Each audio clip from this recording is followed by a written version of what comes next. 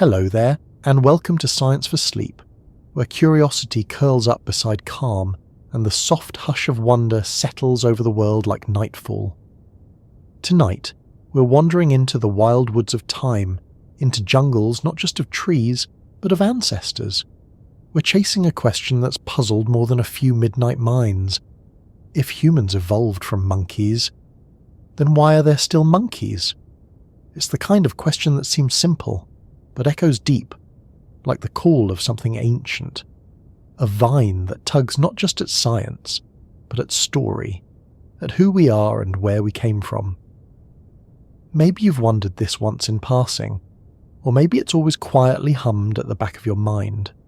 A little riddle nestled among fossils and family trees. But before we swing from those evolutionary branches, may I ask, where in the world are you listening from tonight? And what time is it there? Is the sun rising, or are the stars already whispering above your window? If this gentle journey gives you a moment's peace, a pause from the noise, a space to stretch your thoughts and soften your senses, I'd be ever so grateful if you liked the video, perhaps subscribed, or shared it with someone else looking for a lullaby made of science. Now then, let your breathing slow, let your body soften, and let's begin.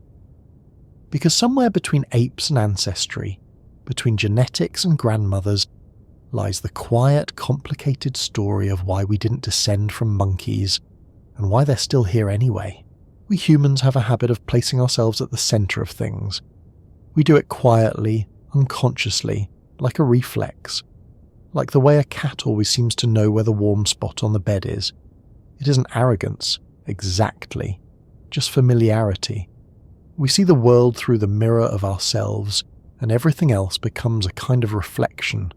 Smaller, simpler, behind us on the timeline. We look at monkeys and see mischief. We see cousins, clowns, shadows of what we might have been. They swing through trees and we sit in traffic, and somehow we imagine that means we've won. But there's something quietly unsettling in their gaze, isn't there?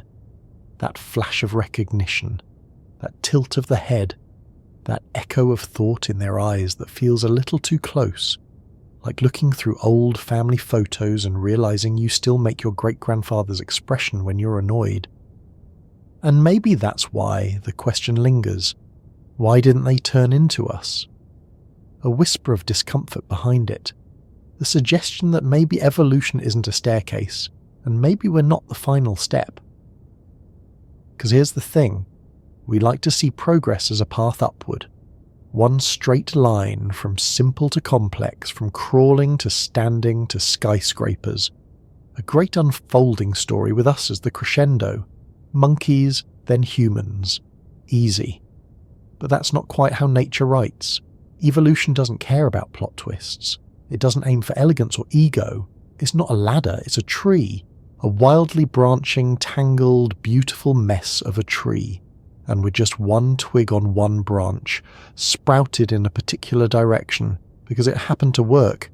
And so are they. Every creature alive today, from blue whale to bumblebee, is the product of the same ancient process. Adaptation, survival, selection, carved by the same slow chisel of time. Monkeys didn't become us because they're becoming something else. Because evolution isn't about climbing towards some ideal. It's about fitting into the world like a key in a lock. Still, we can't help but measure. We compare. We rank. We look at a chimpanzee and think, not quite there. We look at a gorilla and think, close, but not quite. But to them, we're the strange ones. Soft-skinned and loud, awkward in the trees, running on concrete instead of claws. We forget that to other animals we are the anomaly. The hairless ape that builds machines, talks to satellites, destroys forests, writes lullabies about science. The way we frame the question, why didn't they evolve into us, assumes that we are the destination, not just another stop. But maybe that assumption says more about us than it does about monkeys. There's a kind of comfort in thinking that we're the goal, that everything before us was leading to this, But nature isn't building to a climax, it's improvising. Every species, including us, is a version that happened to work for now. That truth is both grounding and a little disorienting. It humbles us.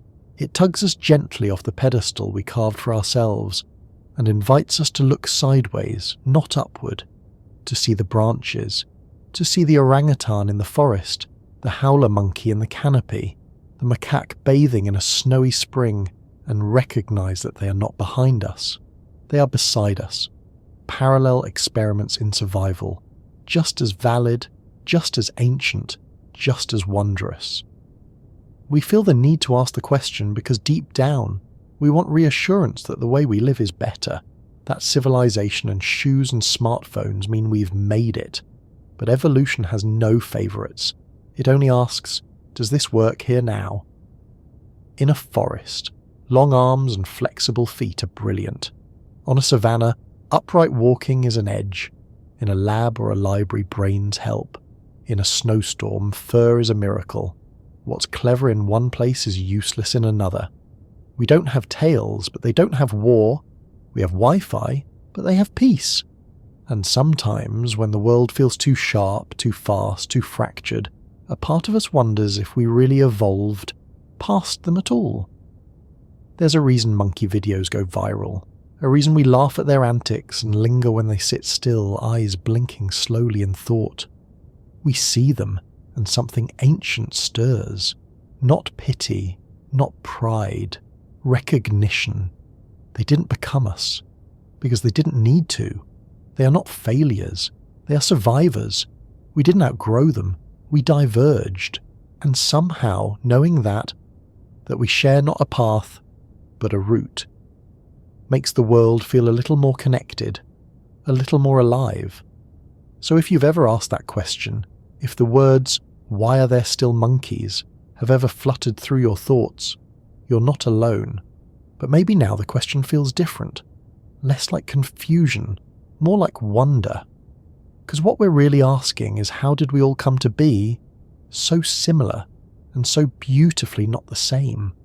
And that, dear listener, is a question worth asking slowly.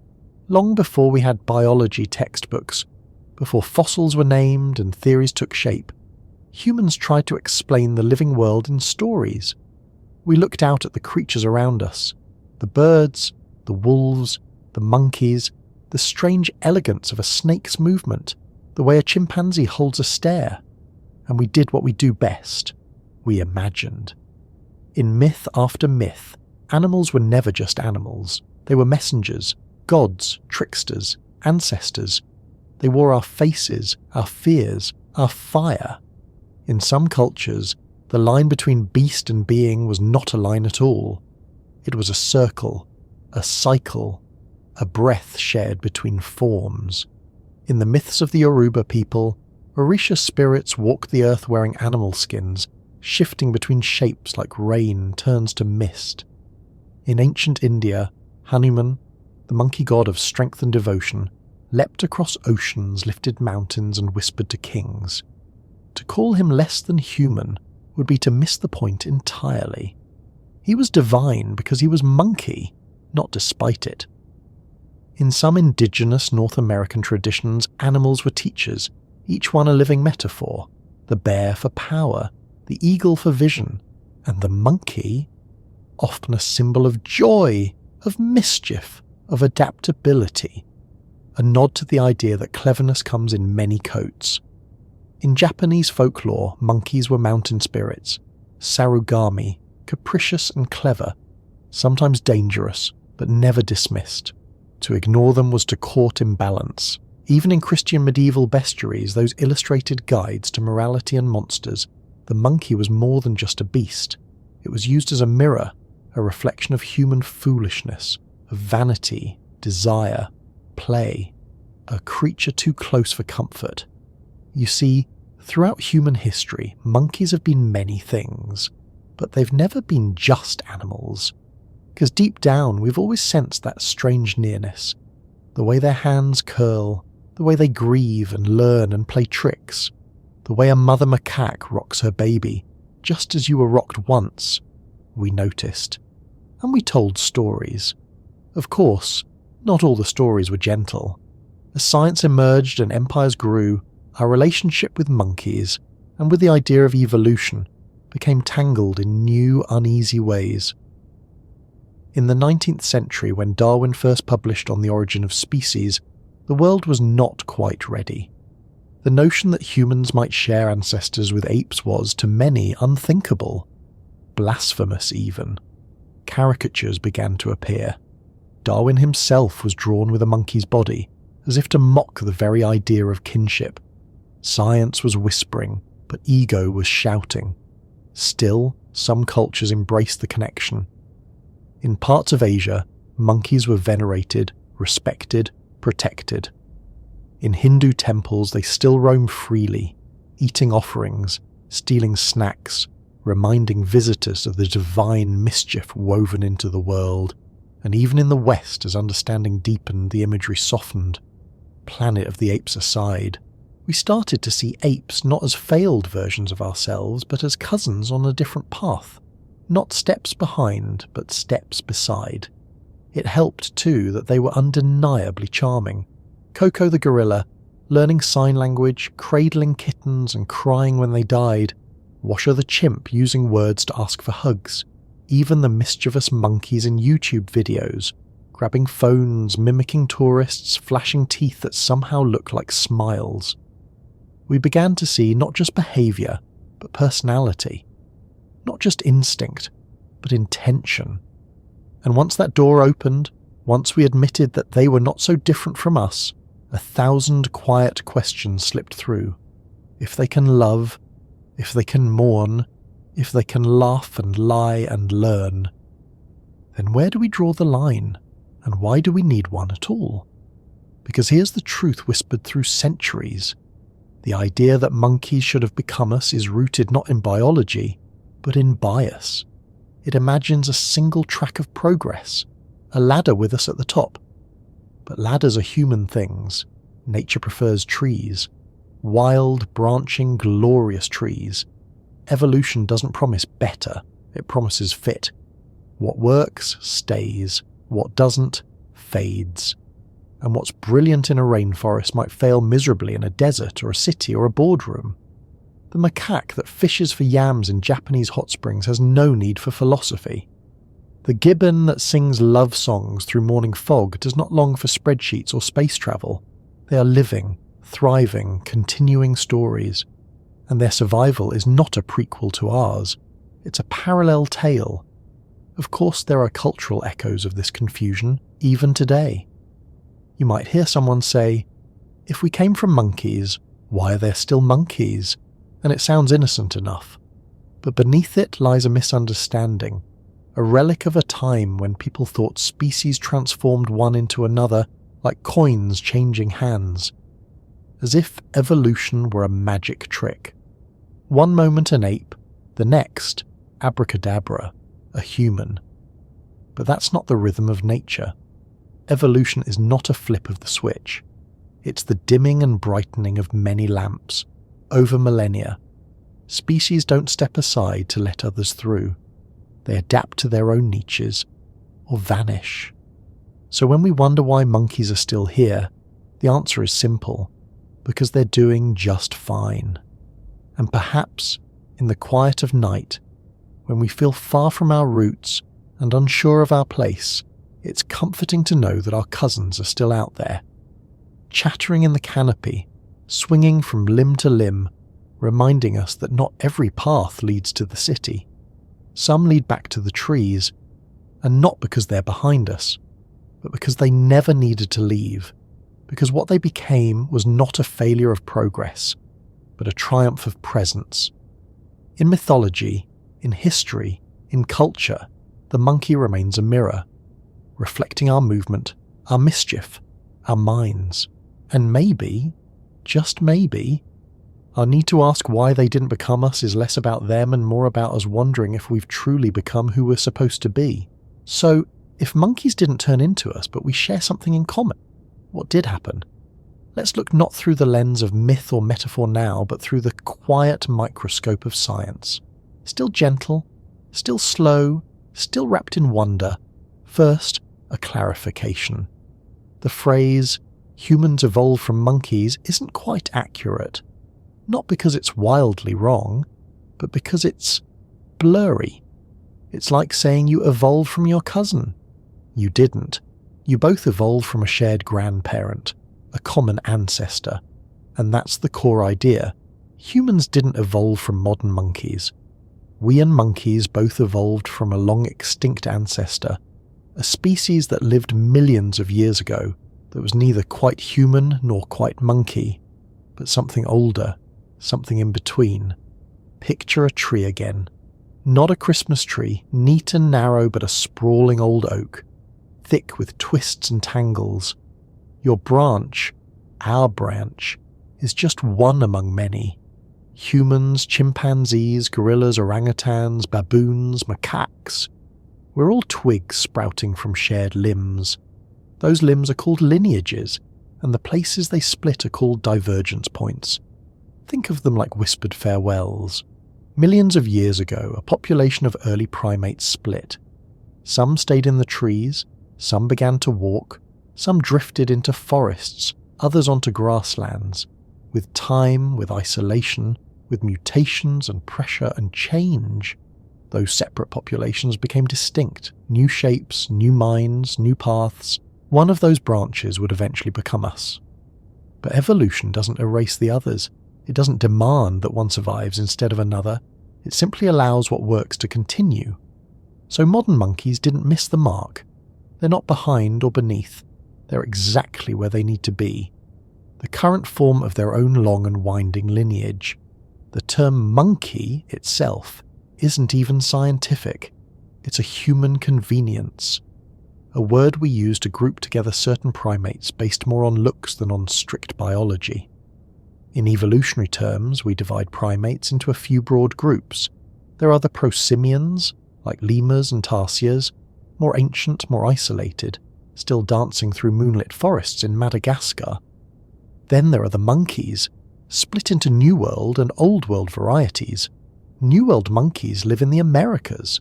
Think capuchins, spider monkeys, howlers, tail-swinging, tree-loving acrobats. Old World monkeys live in Africa and Asia, like baboons and macaques. More social, often ground-dwelling, with expressions that can seem startlingly human. And finally, there are the apes, which includes gorillas, orangutans, chimpanzees, bonobos, and us. Yes, humans are apes. We share more genetic material with chimpanzees than a chimpanzee does with a baboon. We are not cousins of the apes. We are apes, just a peculiar, upright, story-writing variety. Our lineage, hominini, split from that of chimpanzees somewhere between 5 and 7 million years ago. That's not yesterday, but on the evolutionary clock it's just a few ticks back. We walked away, literally, started walking upright. It freed our hands, changed our hips, allowed our brains to grow. It was the beginning of a very strange experiment in being. But remember, chimps didn't stay the same. They evolved too, in their own direction, under their own pressures, toward their own kind of brilliance. They are not snapshots of our past. They are snapshots of their present. Our common ancestor with chimps was not a chimp, it was something else, now extinct. A creature who'd seem equally strange to both of us now. So when someone asks, if we came from monkeys, why are there still monkeys? It's a little like asking, if English came from Latin, why is Latin still around? Because language doesn't evolve in a straight line. Neither do species. Multiple forms can branch out from the same root, carrying pieces of that past forward in different directions. Some fade, some flourish. Some become poems, others remain etched in old stone. It's not a hierarchy, it's a chorus, and each voice, each species, is a note that tells a piece of the song. But let's turn now from branches to blueprints, because if our question is, what separates us from monkeys, then part of the answer lies in that coiled thread inside every cell, DNA. Humans and chimpanzees share about 98.8% of their DNA. That's closer than a wolf is to a fox, closer than some species of birds are to each other. It's a number that startles some people. Because how can so small a difference make such a large divide? The answer isn't always in the letters themselves, but in how they're used. Which genes are turned on, how often, how early, how long. You and a chimp may carry near identical recipes, but your developmental chefs work from different instructions. The human brain, for instance, doesn't just grow larger, it grows longer. Our childhoods stretch out, our skulls take time to fuse, and in that extra time our brains get more chances to wire and rewire, to soak up language, to ask unanswerable questions. We also differ in regulatory genes, those that tell other genes when to act. Think of them as the conductors of a symphony, same instruments, very different music. And then there's our anatomy, subtle changes that shaped whole new possibilities. We stood up. Not all at once, not suddenly, but slowly, awkwardly, experimentally. Over millions of years, the ancestors of humans moved from knuckle walking to upright walking. Bipedalism. Why? It's still debated. Maybe it was to free our hands, to carry food, to hold tools, to cradle children, to see over tall grass. Whatever the reason, walking upright changed everything. It narrowed the birth canal, which meant babies had to be born earlier, more helpless, more dependent on care. So childhood lengthened, so social structures deepened, so language began to form, so thought had room to stretch. From standing came sharing, from sharing came speaking, from speaking came stories. One change spiralling into the next, like ripples moving through time. But this didn't happen in isolation. We weren't lone pioneers of evolution. Our ancestors coexisted with other hominin species. The fossil record shows a rich branching bush of early humans: Australopithecus, Paranthropus, Homo habilis, Homo erectus, and many others who lived, thrived, and vanished. We were never the only ones. We just happened to be the ones who lasted, and even then we didn't evolve in a vacuum. Modern humans, Homo sapiens, shared the earth with other humans for a long time. Neanderthals in Europe, Denisovans in Asia, we even interbred with them. Which means that if you're of non-African descent, you carry some of their DNA. You're not pure anything. You are a living mosaic, a story stitched together by ancient meetings under unfamiliar stars. So, evolution is not just a matter of one species replacing another. It's a dance of encounters, of migrations, minglings, extinctions, survivals. Sometimes species split and drift apart. Other times, they loop back together, leaving traces in each other's blood. It's messy. It's beautiful. It's real. And yet, through all this science, we still carry metaphors. We still speak of higher and lower animals, though biologists wince at those words. There is no evolutionary escalator, no chain of being, no ladder of progress. There is only adaptation. There is only what works here now for this niche, this climate, this challenge. So when we ask, why didn't monkeys evolve into humans? The honest answer is, because they didn't need to. They evolved into monkeys, just as we evolved into us. They adapted to their environments just as we did to ours. They climb trees with joy and ease. We climb ideas, sometimes with more clumsiness than grace. But neither path is better, just different. Think of it this way. Evolution doesn't play favourites. It doesn't reward cleverness for its own sake. It rewards survival. And monkeys, by that measure, are a resounding success.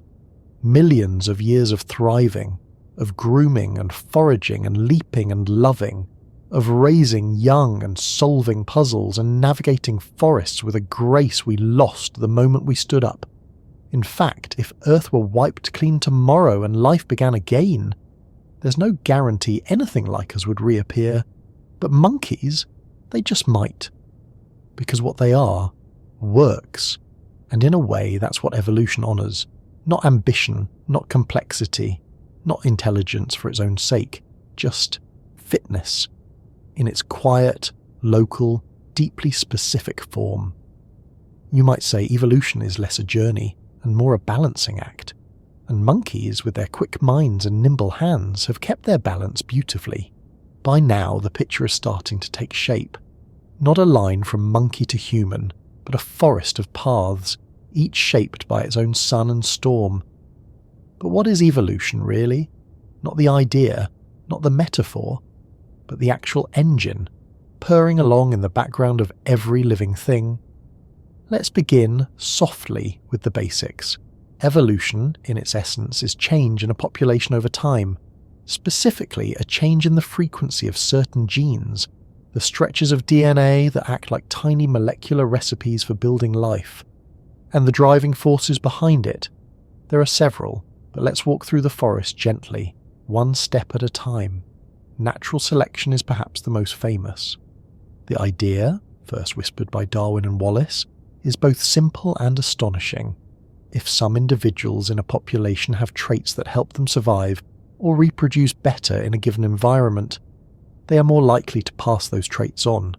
It's like life tapping a quiet rhythm on a drum. Not a conscious choice, not a grand plan, just a slow statistical tilt toward what works. Over generations, those helpful traits accumulate. A thicker fur in colder climates, a sharper beak, a longer leg, a slightly better memory for where the good fruit grows. Not perfection, not progress, just persistence. But natural selection is only one brushstroke. There's also mutation, the source of all genetic novelty, tiny changes in DNA that happen naturally as cells copy themselves, or in response to radiation, chemicals, even sunlight. Most mutations do nothing. Some are harmful. But now and then, one creates something useful, a slight advantage, a new possibility. Think of mutations like seeds scattered by the wind. Most fall where nothing grows, but some take root. Then there's genetic drift, the randomness in reproduction. Sometimes a trait becomes more common not because it helps, but simply by chance. A storm wipes out part of a population. A few individuals happen to survive. Their genes, lucky not superior, become the future of that group. This is especially powerful in small populations, where every roll of the genetic dice has a bigger impact. And let's not forget gene flow, when individuals move between populations and bring their genes with them. Like two distant rivers suddenly connecting through a flood, gene flow allows for mixing, reshuffling the deck of diversity. All these forces, selection, mutation, drift, flow, are constantly at work. Quiet, relentless, shaping life in slow, almost imperceptible shifts. They don't aim, they don't strive, they simply occur. But add enough time, millions of years, and what began as a small adjustment can result in the emergence of a whole new species. This brings us to one of the most elegant concepts in evolutionary biology: speciation. Speciation is the moment when a population splits into two distinct groups that can no longer interbreed. It's not always sudden. Often, it's like the slow pulling apart of two continents. Invisible day to day, but undeniable over time. Imagine a group of primates living on the edge of a shifting forest. Some move north, where the trees are thinner, some stay behind. In the north, resources are different. Predators are different. Weather is harsher. Slowly, traits that help in that environment become more common. Maybe larger size, thicker fur, a different way of communicating. Back in the original group, life continues along its own path. Over thousands of generations, the two groups accumulate enough differences that they can no longer interbreed, even if they meet again. At that point, they are no longer two parts of one species. They are two species, not by declaration, but by divergence. This process has played out countless times across Earth's history. It's how we got whales from land mammals, birds from dinosaurs, and yes, humans from ancestral apes. But what about the details? What exactly changed that allowed our ancestors to walk away from the trees? The fossil record, though imperfect, offers clues. One of the earliest known hominins is Sahelanthropus chadensis, a small-brained creature who lived around 7 million years ago in Africa. Its skull, though primitive, shows hints of bipedalism. The foramen magnum, the hole through which the spinal cord passes, is positioned in a way that suggests upright posture. Not a sprinting human, but a quiet shift. Then came Australopithecus afarensis, around 3.5 million years ago. Lucy's species, small-bodied, long-armed, but with pelvis and leg bones built for walking, still at home in the trees but experimenting with the ground. Around 2.5 million years ago, Homo habilis emerged. Handyman. With a slightly larger brain and evidence of tool use. Then Homo erectus, standing taller, travelling farther, fire, migration, innovation. And finally, about 300,000 years ago, Homo sapiens stepped into the story. Not with a bang, but with the soft footprint of complexity, art, burial, language, a sense of self so vivid that we began to wonder not just how we lived, but why. And through it all, our primate cousins continued their own paths. Chimpanzees developed social strategies as intricate as any political drama. Bonobos built societies centered on peace and play. Orangutans mastered solitude and patience. None evolved into humans, because they were never meant to. We share a history, but we are not chapters in the same book. We are books in the same library, bound in different covers, written in different tongues, but pulled from the same ancient shelf. But evolution, for all its elegant simplicity, isn't without its oddities. There are edge cases, anomalies, little puzzles tucked into the margins of the natural world, where the rules still hold, but the results make you blink a little slower.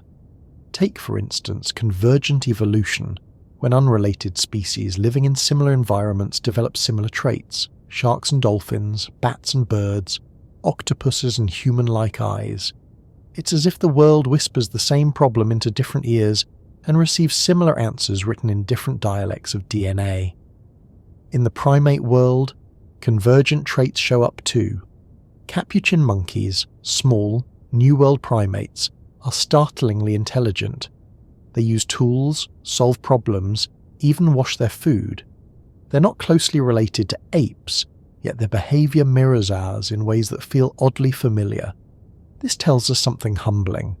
Given enough time, intelligence, like wings, or eyes, or opposable thumbs, can evolve more than once. It's not uniquely ours. It's just rare. Another wrinkle in the story is mosaic evolution. The idea that not all traits evolve at the same pace. Our ancestors didn't wake up one day with big brains, upright posture and language skills. Those things arrived in pieces. Bipedalism came long before tool use. Smaller canine teeth appeared before complex speech. Some traits lingered, others leapt forward. Evolution is more like a collage than a sculpture. Bits and layers, shapes and shadows stitched together by time and survival. And then there are the ghosts, species we only know from fragments. A molar here, a sliver of jawbone there. The Denisovans discovered not in a forest or cave system, but from a single finger bone and a bit of DNA found deep in Siberia. We don't know what they looked like, but their genes live on, particularly in the peoples of Oceania and parts of Asia. Their story isn't told in bones, but in blood. They're part of our ancestry, even if we can't picture their faces. And that's one of the most haunting truths about human evolution. We didn't outlast the others because we were better. We just survived. By luck. By timing. By some fragile chain of choices and chances that happened to hold. We shared the world with at least 6 other human species, all walking upright, all making tools, some even burying their dead. And now we are alone.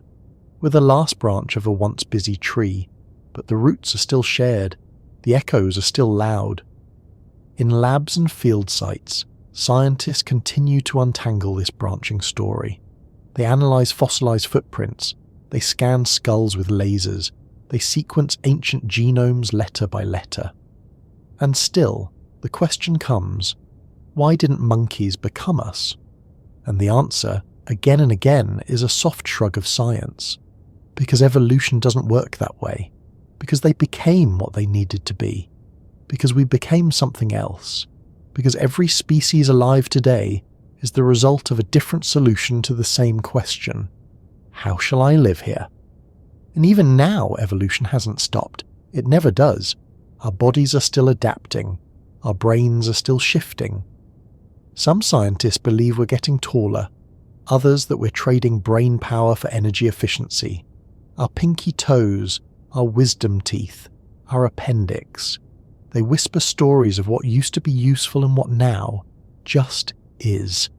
Even cultural evolution, the way ideas, beliefs and behaviours change over time, is shaping us. We pass on more than just genes. We pass on knowledge, language, music, ritual. We evolve not just biologically, but symbolically. And one of the strangest symbols we carry is the persistent image of a monkey turning slowly, inevitably, into a man. You've probably seen the illustration. A lineup of hunched figures growing taller, straighter, more civilized. It's tidy, comforting, wrong. Evolution doesn't walk in a straight line. It meanders, it loops, it experiments. The truth looks less like a march and more like a wildfire, spreading in all directions, igniting some paths, extinguishing others. So let's rewrite that image. Not a queue of ancestors, not a staircase, but a vast leafy tree, with humans on one limb, chimps on another, gibbons, macaques, baboons, each with their own branch, and down near the roots, the shared beginnings, the silent forest, the first spark of primates stretching into the light. This isn't just science, it's humility. It's seeing ourselves as part of something older, wider, less obsessed with who's ahead, and more in love with who's alive. Because in the end, evolution is not about who wins, it's about who fits, who lasts, who continues. And the monkeys, those laughing, leaping, clever creatures, are still here. Because they fit, not despite us, not instead of us, alongside us, carving their own quiet path through the canopy of time. To understand how we came to understand evolution, we need to do a little evolving of our own, not in body, but in thought. Because the idea that life could change over time is not a modern one. It has always flickered, quietly, in the back of the human mind. The ancient Greeks wondered. Anaximander of Miletus, around 2500 years ago, speculated that humans may have come from fish, creatures born in water, adapting slowly to the land. He had no fossils, no microscopes, just observation and imagination. But even then, the idea was there. Life changes. Later, in Rome, the poet and philosopher Lucretius wrote of a world shaped by nature, not gods, of creatures that rose and fell based on their fitness, a kind of poetic prelude to natural selection written long before Darwin. But these were whispers. In the centuries that followed, the dominant view was one of fixity, that life was made once and for all unchanging. In the great medieval chain of being, everything had its place, from angels to worms, from lions to peasants, set in stone, ordained. Change was not part of the story, and to suggest otherwise was to pull at the very threads of order. Still, nature was persistent. Fossils began to speak, not all at once, not loudly, but enough to make some wonder. In the 17th and 18th centuries, naturalists across Europe started cataloguing life. Plants, animals, bones, beetles. They noticed patterns, similarities between species, oddities in anatomy. Why did whales have bones that looked like fingers? Why did birds have wings they never used? Why did embryos of fish, chickens and humans all look strangely alike? These questions stirred. In 1809, Jean-Baptiste Lamarck proposed one of the first full theories of evolution. He believed organisms could change during their lifetimes and pass those changes to their offspring. A giraffe stretches its neck to reach high leaves. Its baby inherits a longer neck. This idea, inheritance of acquired traits, was elegant but ultimately wrong. Still, Lamarck deserves a kind whisper in history, because he was one of the first to say, out loud, that life was not fixed, that species could transform. Then came Charles Darwin. In 1831, a young Darwin boarded the HMS Beagle for what would become a 5-year journey around the world. He collected specimens, he sketched finches, he marvelled at armadillos and fossils and coral reefs. But it was in the Galapagos Islands that a seed took root. He noticed that finches on different islands had different beaks, each shape suited to the food available. Thick beaks for nuts, long, slender ones for insects. They were all finches. But something had shifted. Darwin began to see a pattern.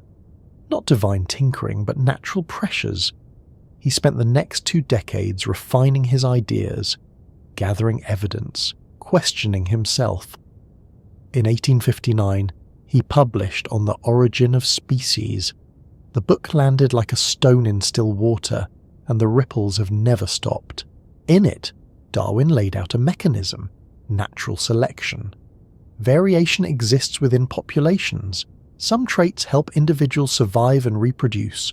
Those traits are passed on. Over time, the population changes. There was no design, no hierarchy, just adaptation. It was a quiet revolution. Not everyone welcomed it. Religious leaders were outraged. Scientists were skeptical. The public was fascinated and confused. Caricatures appeared. Darwin with an ape's body. Monkeys in Parliament. The phrase descended from apes became a kind of mocking shorthand. But Darwin had never said humans came from monkeys. He wrote that humans and apes shared a common ancestor, a branch, not a descent. Still, the damage was done. The misconception spread, and with it, discomfort. Because if humans were not divine exceptions but animals with cousins, then what did that say about our souls? It took decades for Darwin's ideas to gain scientific traction. By the early 20th century, scientists had rediscovered the work of Gregor Mendel, a monk who studied pea plants and figured out the basics of genetic inheritance. His work had been overlooked, quietly gathering dust in forgotten journals. But when merged with Darwin's theory, it created something powerful, the modern synthesis. This was the idea that evolution happens through changes in genes, passed from parent to offspring shaped by selection. It gave Darwin's poetic idea a molecular backbone. In the decades that followed, fields began to converge. Paleontology found transitional fossils. Comparative anatomy mapped similarities in structure. Embryology showed shared development. Molecular biology revealed the staggering overlap in genetic material across species. In the 1970s, DNA sequencing began to unlock the code itself, base by base, letter by letter. And we found, to our quiet astonishment, that humans shared nearly all of their DNA with chimpanzees, a little less with gorillas, less still with monkeys. But more than anyone had expected, it was like discovering that the songs we thought we wrote were verses in a much older melody.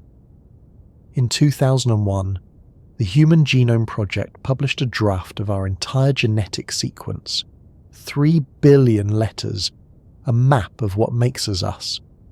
And it showed that the differences between humans and other primates were not enormous. Tiny changes, tiny timings, big effects. A few shifts in regulatory genes can change how a brain folds, how a hand grips, how a throat forms words. Evolution, it turned out, didn't need sweeping changes. It worked through whispers. Today, we continue to learn.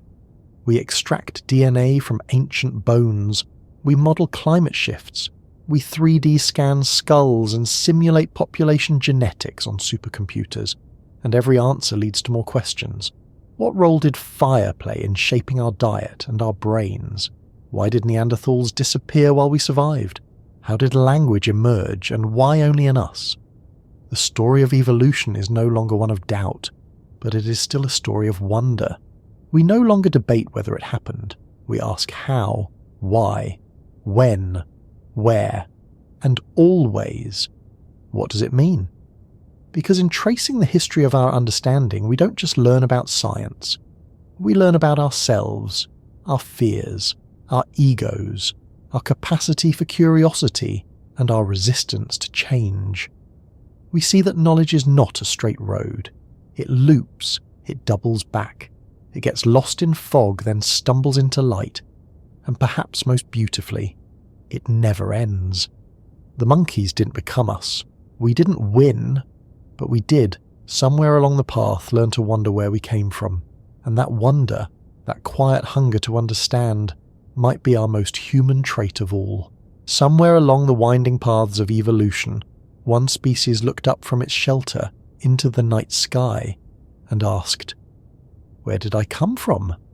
That question, so simple, so soft, is one of the great ruptures in nature, because no other creature we know of asks it. The cat curls into warmth, the monkey swings to the next branch, but only we lie awake, wondering how long we've been dreaming. Evolution, for all its practical machinery, is also a kind of poetry. A blind poem written one letter at a time without a plan, but full of meaning nonetheless. And now here we are, the children of apes, the cousins of monkeys, looking back across the pages of deep time and asking not just how, but why. Why us? Why did this particular lineage, this gangly, curious, fire-starting primate, become the one to ask such questions? Is there a direction to evolution? A goal? A purpose? Science says, no, not in the traditional sense.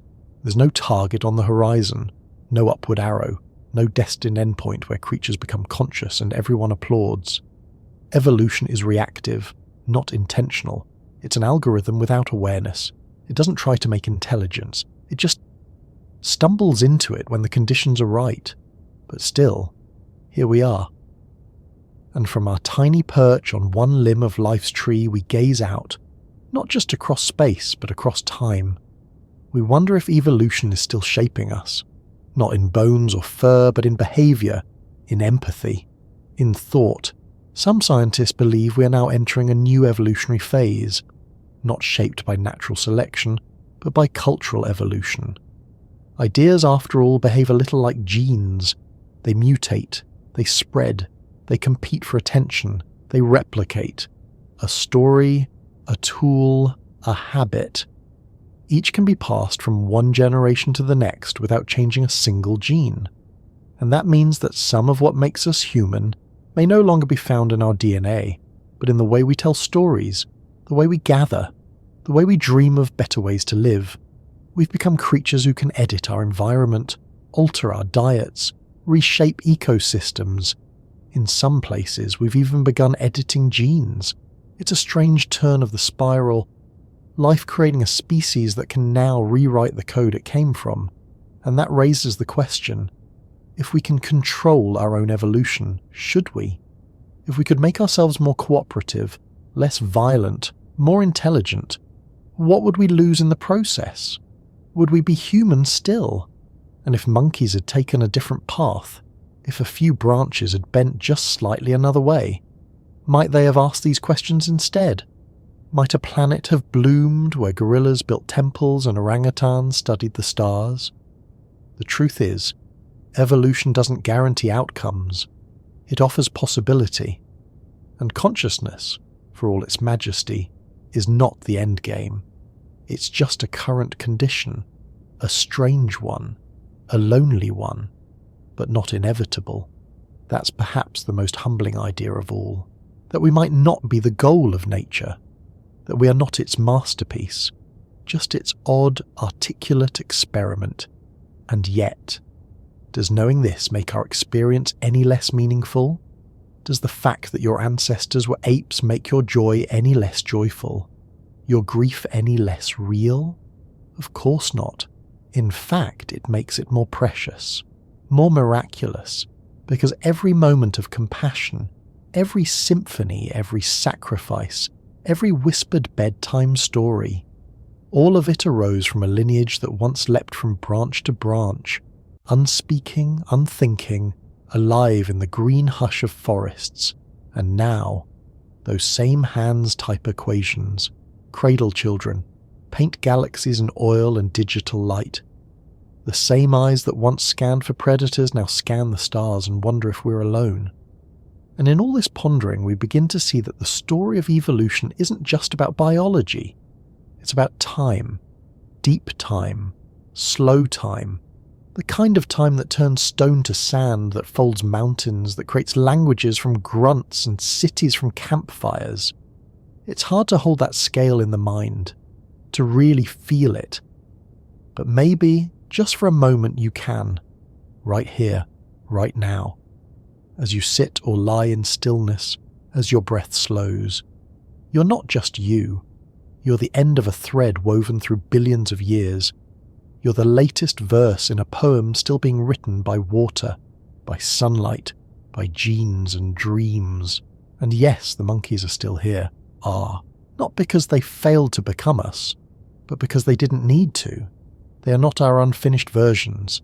They are not placeholders for potential. They are answers to different questions. They are themselves. And if anything, they remind us that life doesn't need to arrive at consciousness to be meaningful. That a life of swinging through trees, of grooming under dappled sunlight, of watching a child learn to crack a nut, that too is a kind of beauty, a kind of intelligence.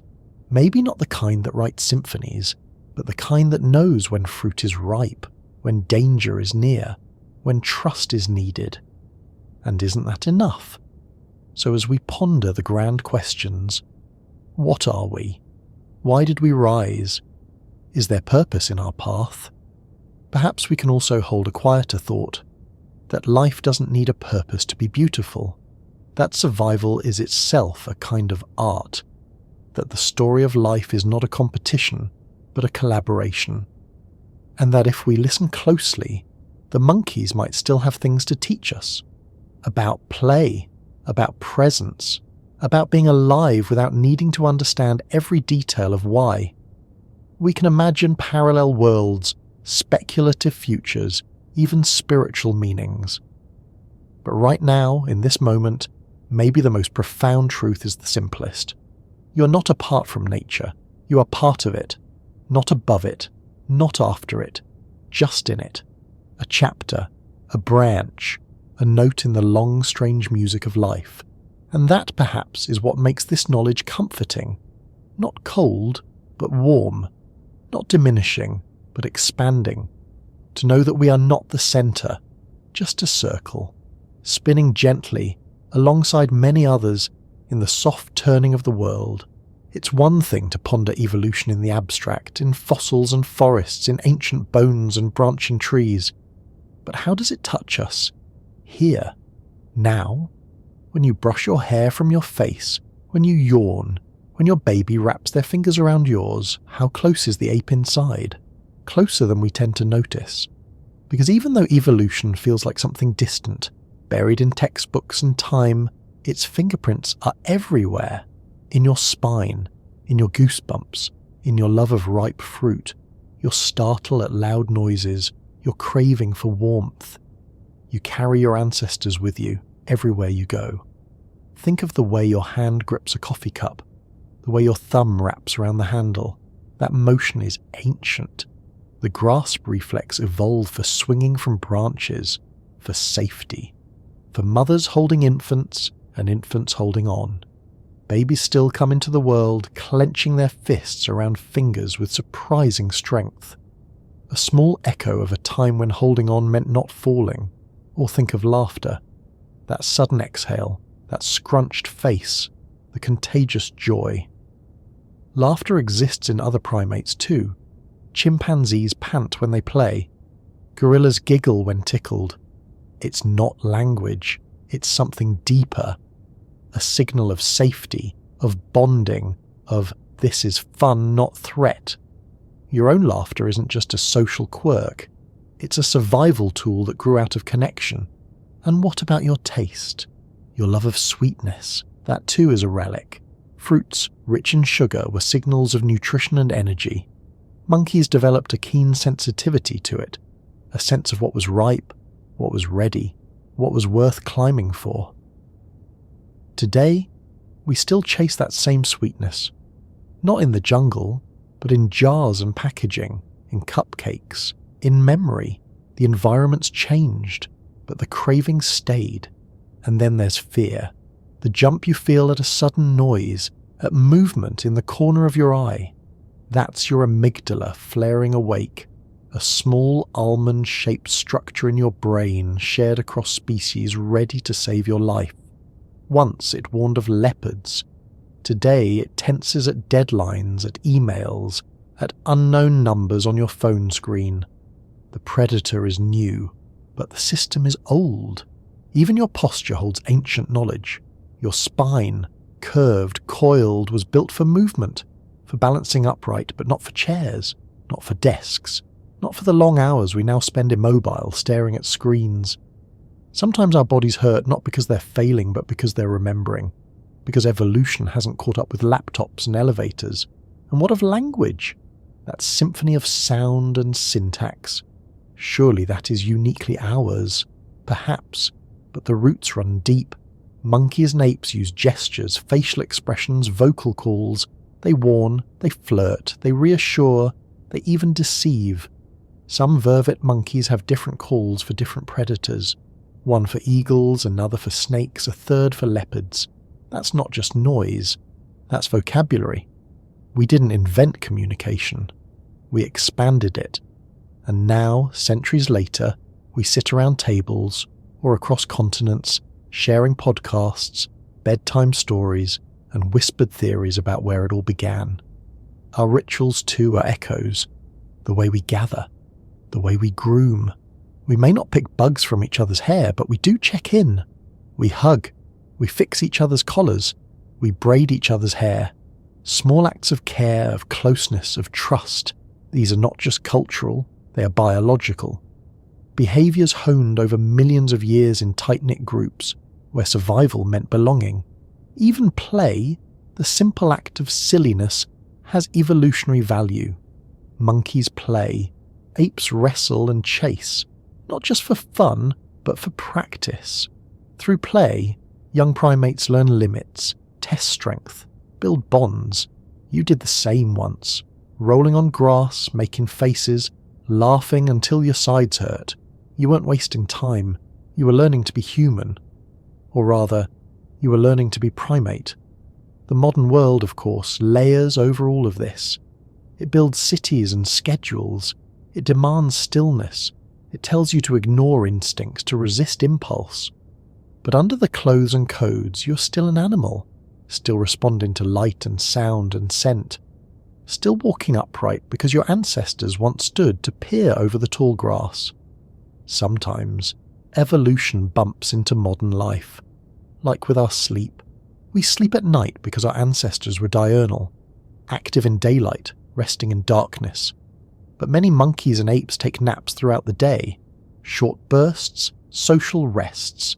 You may feel the same urge around mid-afternoon. That slow dip in energy, that's not laziness, it's biology. Or consider your eyes. Primates evolved with forward-facing eyes for depth perception, essential for navigating branches. But this also means we're sensitive to gaze direction, to subtle facial shifts. You can tell if someone's faking a smile. You can feel when someone's watching you. That's your ancestral brain reading the forest of faces. And yet, for all this closeness, we still often separate ourselves. We look at monkeys and see something less than. We cage them. We test on them. We decorate with images of them. Smiling, silly, exaggerated. But underneath those images is discomfort, a kind of uncanny closeness. Because when we look at a monkey, we see a version of ourselves without the trappings of culture. Unfiltered, unclothed, unapologetically alive. And that can be hard to sit with, but it can also be freeing.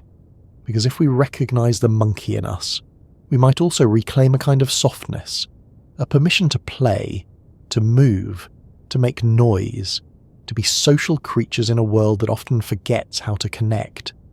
The monkey isn't just in the jungle, it's in the mirror, it's in your frown when confused, your shriek of laughter, your instinct to gather, to mimic, to explore. And if we carry them within us, shouldn't we carry a little of their wisdom too? Their ability to rest when tired, to leap when the moment calls, to touch, to notice, to be part of a group without losing the self. And beyond the body, evolution shapes the stories we tell. Tarzan, The Jungle Book, Planet of the Apes. So many stories built around the blurred line between us and them. We write these tales not to mock monkeys, but to wrestle with something uncomfortably familiar. What does it mean to be human when the line between human and animal is thinner than we thought? These stories let us test the boundary, to explore identity, to ask, what if I went back? What if I never left? Even in comedy, monkeys appear as mischievous stand-ins. Chaotic, clever, unpredictable. But maybe that chaos is a reminder that life is not always ordered, that instinct has its place, that not everything must be tamed. So, in your daily life, as you sip your tea, or scroll through thoughts on a glowing screen, or sigh at the pace of things, remember the monkey, not as an ancestor you outgrew, but as a sibling, as a reminder of where you came from, as a little voice that still lives in the tilt of your head, the curl of your fingers, the sudden joy of a breeze on your face. You don't need to live in a tree to remember the forest, and maybe, just maybe, you'll feel a little more rooted, a little more at peace, knowing that the strangeness of modern life is softened slightly by the ancient rhythms still humming in your bones. Let's imagine, just for a moment, a world where the branches bent differently, where the great apes of Africa didn't simply coexist with our ancestors, but kept walking, kept changing. What if there was another human species, not Homo sapiens, but Homo paniscus, or Homo gorilli, descendants of chimpanzees or gorillas who took their own evolutionary detours toward consciousness? What would they be like? Would they live in forests still? Or would they too build cities? Would they study us the way we study them? Would they keep ancient rituals woven into the bark of trees? Or create symphonies of birdsong and silence?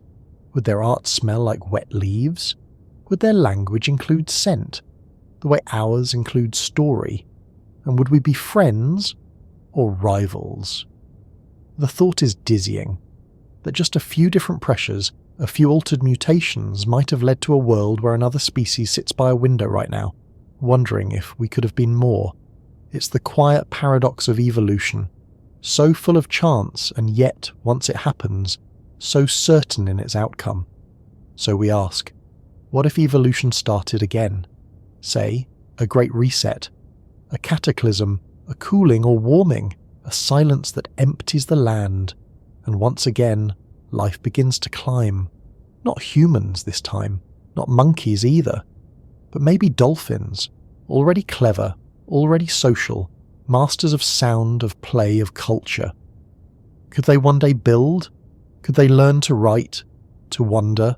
Or perhaps the octopus, that strange, unshelled genius of the sea, with its arms full of neurons and eyes full of old intelligence. A being of camouflage and curiosity, living just long enough to solve puzzles and escape through impossibly small doors. If given time, millions of years, might the octopus leave the ocean? Might it dream? The science fiction shelves are full of these ideas. Uplifted animals, parallel worlds, humanity fading, something else rising. In some stories, apes take our place, in others, machines. Which raises yet another whisper. What if we are no longer the endpoint? What if evolution didn't stop with us, but is still happening, quietly, beneath the circuitry?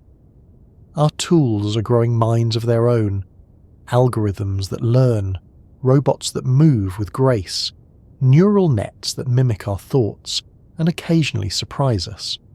Some say intelligence is the pinnacle. Others say maybe intelligence is just a step towards something else. Maybe we are the bridge, not the destination.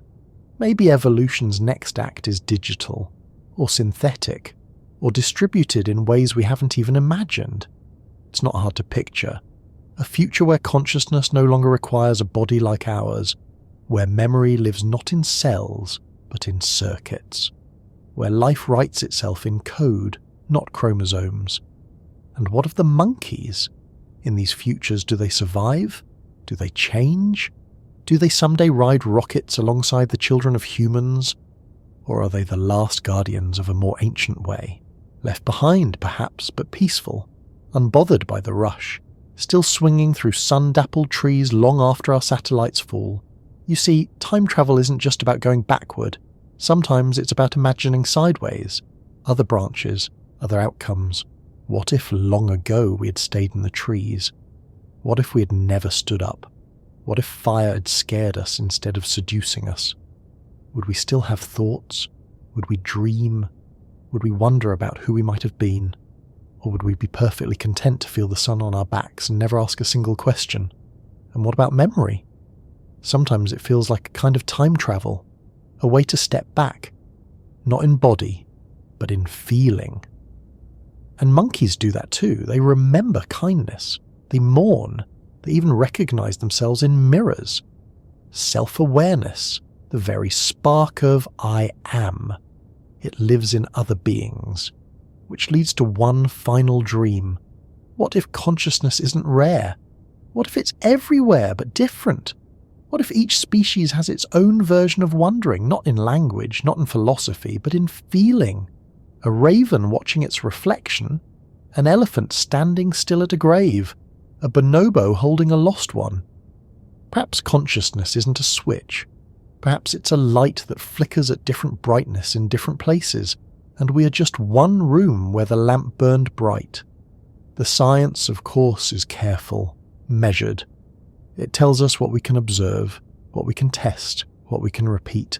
But wonder lives in the gaps, in the spaces between data, in the dreams we allow ourselves after the facts have finished speaking.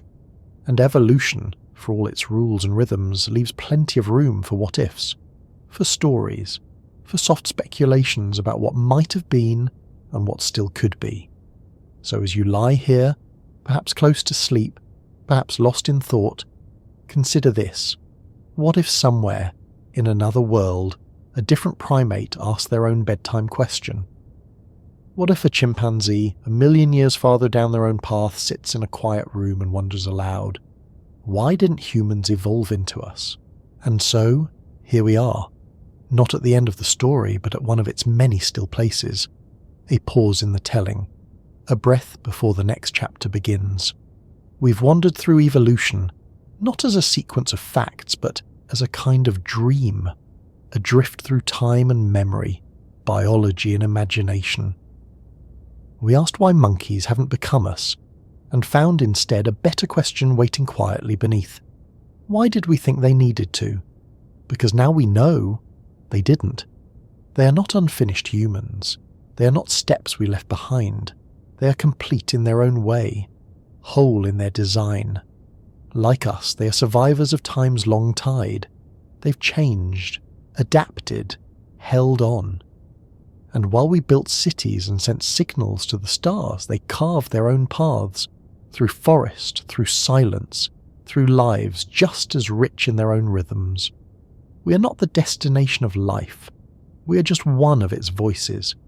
The idea that evolution has a top, a goal, a final rung on the ladder, it's a lovely story. But it isn't true. Evolution is not a staircase.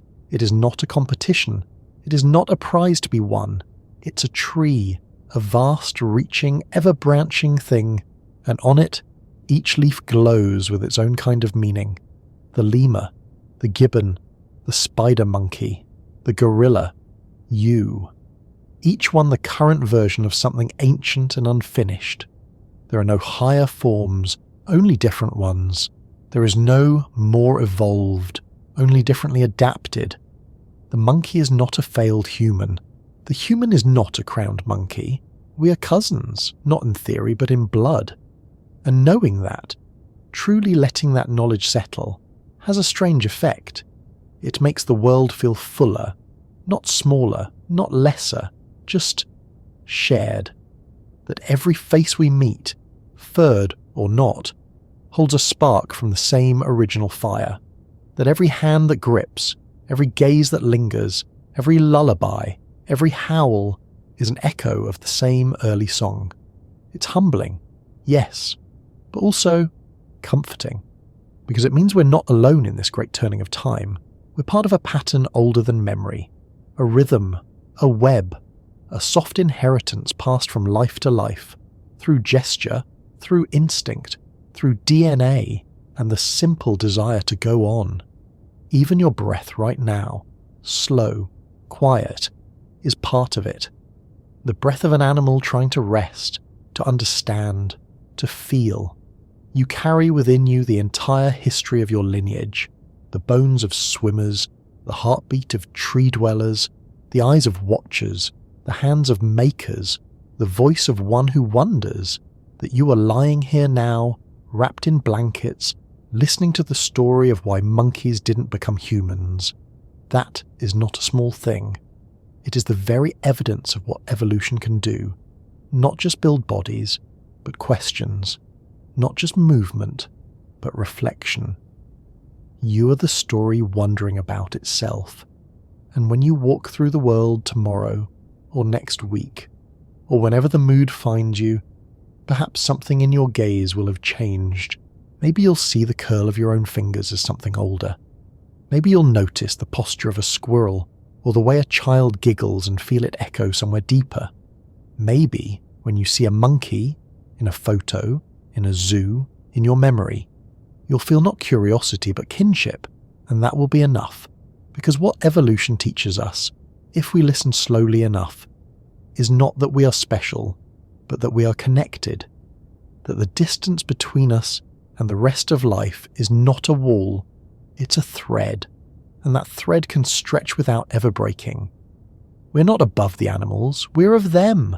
We're not the masters of nature, we are its guests, its products, its stories made briefly self-aware, and if we are wise, we'll remember that.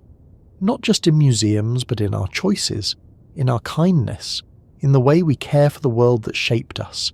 Because even now, as the night deepens, as your breath slows, as your body grows heavy with rest, your cells are remembering things older than thought. Your bones are singing songs written before language. And in your dreams, who's to say? You might swing through trees that no longer exist, with cousins you've never met in a world that shaped you before you knew your name. Evolution isn't over. It never was. It moves on quietly, through every moment of life, through you. And if all this has done, this long, slow story, this gentle wandering, is help you feel a little more part of it, then that is enough. You don't need to have all the answers. No one does. You just need to feel the truth of it when it touches you, like now. So, where are you now? What time is it? Is it still night where you are? Have the stars moved, even just a little? Or maybe it's morning already. Soft light creeping across the windowsill while the world prepares to begin again. Whatever time it is, wherever you are in the world, thank you for being here. For sharing this slow, wandering path through questions. For letting your breath settle into the rhythm of curiosity. If this gave you peace tonight, if it helped you drift, or pause, or just feel a little less alone in the world, I'm so grateful, and I hope you'll come back sometime. There are so many more stories to tell, so many quiet corners of science where wonder sleeps, waiting to be woken gently. Until then, may your dreams be kind, may your thoughts be light, and may the forest of your mind feel a little greener now that you know where you came from. Sleep well, fellow traveller, wherever and whenever you are. Good night.